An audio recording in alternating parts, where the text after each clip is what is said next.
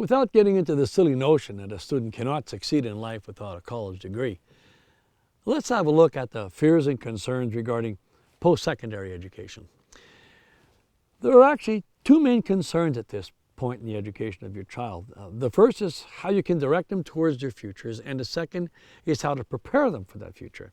I will attempt to address both these concerns in the next two chapters of this series. Here again, the solutions are very simple. Firstly, not wanting to insult you or to cause undue stress, I must be perfectly honest regarding the first concern regarding your child's future. Your child's future is, quite frankly, none of your business. Hard words, I understand, but please bear with me as I give you a few self-evident facts. You have virtually no idea what tomorrow will bring, much less where you will be in a month, a year, or a few years. We all assume things will continue on as they always have, but life clearly teaches us that this is false and that we are not in control. If you cannot predict with certainty what your future will be, how can you presume to have any idea as to where your son or daughter will go or what they will do with their lives? Our task is not to direct our children to their futures, but to prepare them for it without knowing what it will be. We need to trust that our efforts in training and teaching them will pay off.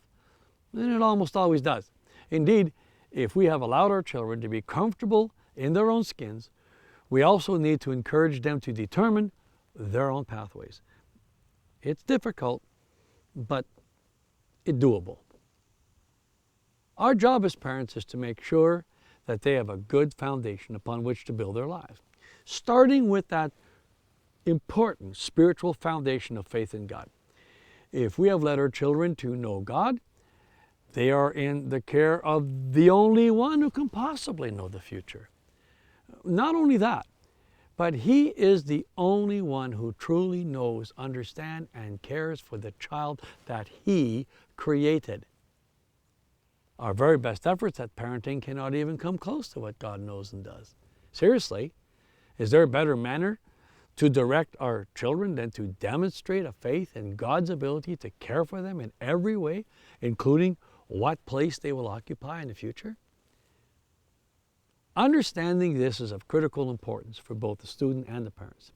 Students need to have the faith in the fact that if they trust in Him, God will guide them in their lives. And if they don't, God will do so anyways, as He remains faithful. Parents need to understand that their job is to lead their children to God, who will in turn lead them in their lives and into their children's future. Preparing children for that unknown future is no easy task and requires a lot of faith. It may seem at times like God asked parents to do the impossible. But directing children to learn in keeping with their strengths and abilities works well, as these attributes are what will ultimately determine where they will end up.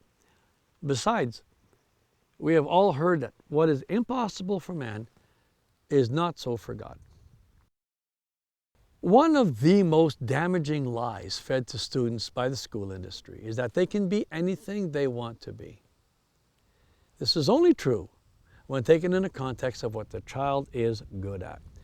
A student that does not like or cannot understand math will not likely become an accountant or an engineer, even if he thinks he can. Similarly, one who does not like reading or writing is not likely to become a journalist. So we train them so that they can read to survive and be able to write a legible email to their mother when away. Good enough. If we want to work on cars, let them. Love playing music? Great. When they reach the point where they have to make a decision regarding their futures, they will either have what they need or will obtain what they need to carry on. That's how we raise them, so let's let them do it. When students are transitioning to the post-secondary level, parents should only be in an advisory role. If parents need to be actively involved in their children's post-secondary admission processes, the child is not ready, not mature enough to survive with faith and tact at the post-secondary level. Now, I'm not going to suggest that transitioning to the post-secondary level will be without some fears and concerns. Once again, this is especially so for the oldest of the family. However, once parents realize that their influence, although profound, is not the only contribution towards the student's success, and once they realize that God indeed has a part to play, that faith, their faith, will melt these fears and concerns away. Think about this. Your parents likely didn't direct you to do what you're presently doing with your life. Likely you did not do so much a great job at predicting it either, but here you are. Truth is, if they had directed you something, that's probably what you didn't do. On a practical note, here are a few things that can be done in preparation for post-secondary level, and the most important is to properly document what has been studied, experienced, and accomplished in a home education program at the secondary level. Alberta residents who have registered through Education Unlimited for their home education are provided with excellent tools to properly and effectively record the accomplishments of their children. Post-secondary institutions from many jurisdictions have been very pleased with what we have to offer. Please allow me a bit of bragging on this note.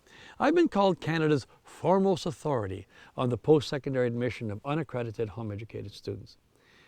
It would truly be worth your while to check out these following websites for the insights that we have. Go to www.educationunlimited.ca and leogomo.com. I hope you will be able to see why I so confidently state that students do not need high school accreditation, courses, or diplomas to successfully move to the post-secondary level. Home educators have done all they can to give their children the best preparation possible for their post-secondary years. Every student will eventually arrive at this level, whatever it is. All you can do for them once they arrive there is to stand with them, to encourage them, continue to mentor them. And oh, don't forget to pray. That is much more effective than harboring fears and concerns.